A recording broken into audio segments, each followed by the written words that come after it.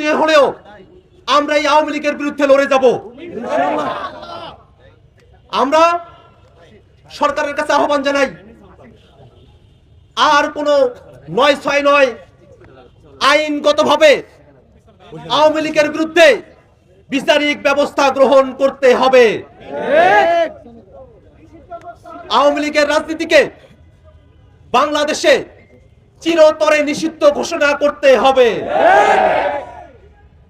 আমরা বাংলাদেশের ছাত্র জনতা, আমরা সরকার যদি সিদ্ধান্ত নেয় সেই সিদ্ধান্তের পক্ষে রাজপথে আমরা আমাদের উপস্থিতি জানান দেব, কিন্তু কোনোভাবেই বাংলাদেশের রাজনীতি এই গণহত্যাকারী মানবতা বিরোধী অপরাধী এই আওয়ামী লীগকে আমরা আর ফিরতে দেব না।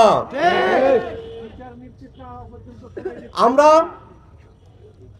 আরো দাবি জানাতে চাই, বাংলাদেশের এই খুনের ঘটনাগুলো যার নির্দেশে সংঘটিত হয়েছে, আজকে জাতিসংঘের রিপোর্ট আপনারা পেয়েছেন, সেখানে স্পষ্টভাবে এসেছে ওই খুনি শেখ হাসিনা নির্দেশ দিয়ে বাংলাদেশে এই গণহত্যা চাপিয়ে দিয়েছিল, মানবতা বিরোধী অপরাধ সংঘটিত করেছিল।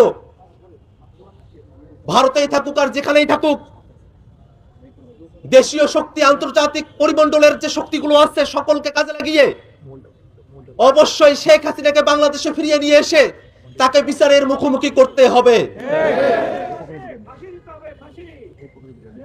বাংলাদেশে আমরা বিশ্বাস করি যদি একটি ফেয়ার ট্রায়াল হয়, ওই ফেয়ার ট্রায়ালেই, ওই ন্যায্য বিচারেই শেখ হাসিনার সর্বোচ্চ সাজা নিশ্চিত করা সম্ভব।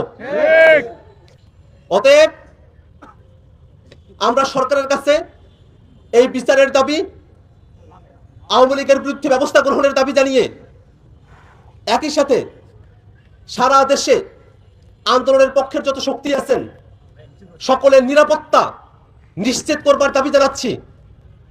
আমরা আজকে আমাদের ভাইয়ের এই মৃত্যুকে নিছক কোনো মৃত্যু নয়, আমরা মহান রবের কাছে দোয়া করছি আল্লাহ রাব্বুল